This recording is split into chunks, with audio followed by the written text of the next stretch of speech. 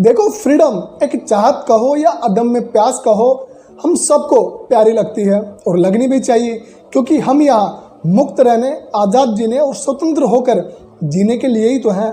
हाँ, मुझे पता है इन तीनों बातों का एक ही मतलब है, लेकिन मुद्दे की बात यह है कि फ्रीडम को निभाने के लिए एक अलग तरह की, एक हाई लेवल की मैच्योरिटी चाहिए, जो बहुत कम लोगों के पास होती है। क्योंकि फ्रीडम, स्वतंत्रता अपने आप में एक बहुत बड़ी रिस्पॉन्सिबिलिटी है, जिम्मेदारी है, जहाँ पर आपको अपने सारे फैसले खुद ही लेने होते हैं और उसके जो परिणाम हैं, अच्छे हो या बुरे हो, उसके परिणामों को झेलने की जिम्मेदारी भी आप ही की होती है।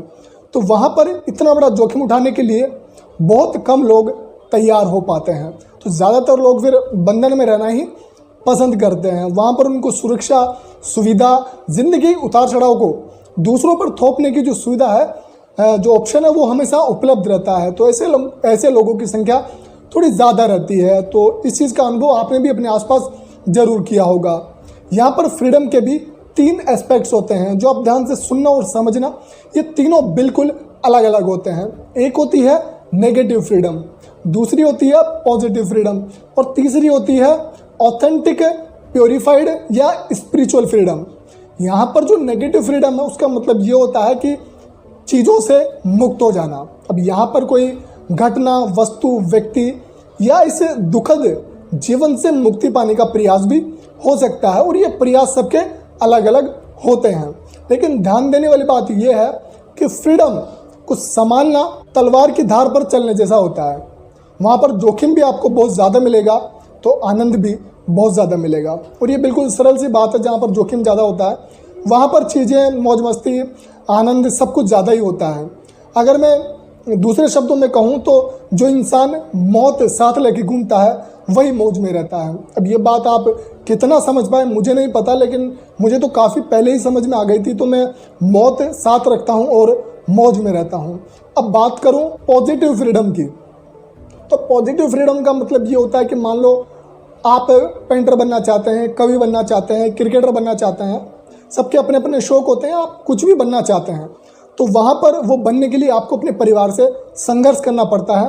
अगर आपका फैमिली बैकग्राउंड वैसा नहीं है जैसा आप बनना चाहते हैं, तो अपने शौक को पूरा करने के लिए किया गया संघर्ष और उसके बाद में जो आपको एक फ्रीडम मिलती है, उसको पॉजिटिव फ्रीडम या सकारात्मक स्वतंत्रता कहते हैं। अब बात करें स्पिरिचुअल फ्रीडम यानी आध्यात्मिक स्वतंत्रता की, तो ये भारत की देन है। सदियों से व्यक्तिगत मुक्ति ही हमारे ऋषि मुनियों का लक्ष्य रहा है और रहने वाला है। अब यहाँ पर कोई अप्रिय परिस्थिति से छुटकारा पाना नहीं है, बल्कि अपनी जन्मजात स्थिति को फिर से पाना है।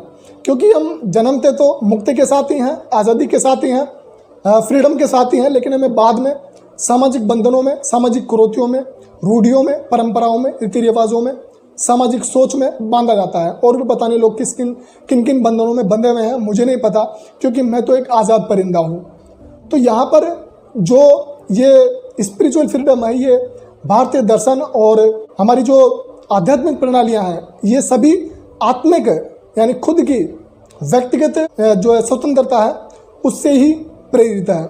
इसलिए जो है फ्रीडम यानी स्वतंत्रता एक बहुत बड़ा दायित्व है, जहाँ पर अगर आप स्वतंत्र हैं तो फिर आप सुख के लिए भी स्वतंत्र हैं, दुख के लिए भी स्वतंत्र हैं, और हार के लिए भी स्वतंत्र हैं, जीत के लिए भी स्वतंत्र हैं। मतलब कहने का मतलब यह है कि आप अगर स्वतंत्र हैं, वास्तव में फ्रीडम फाइटर हैं, तो फिर आप अपने सुख दुख के लिए, जीत हार के लिए दूसरों को दोषी नहीं ठहरा सकते।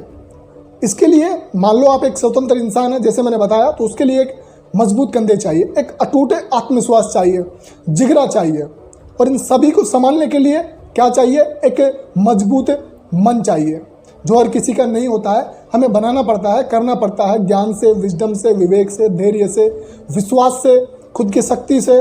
तो इन चीज़ों को समझने के लिए आप मेरे वीडियो देख सकते हैं, वहाँ से आपको एक मजबूत मन बनाने में ज़रूर डेफिनेटली हेल्प मिलने वाली है। Wish you all the best. Thank you so much for watching.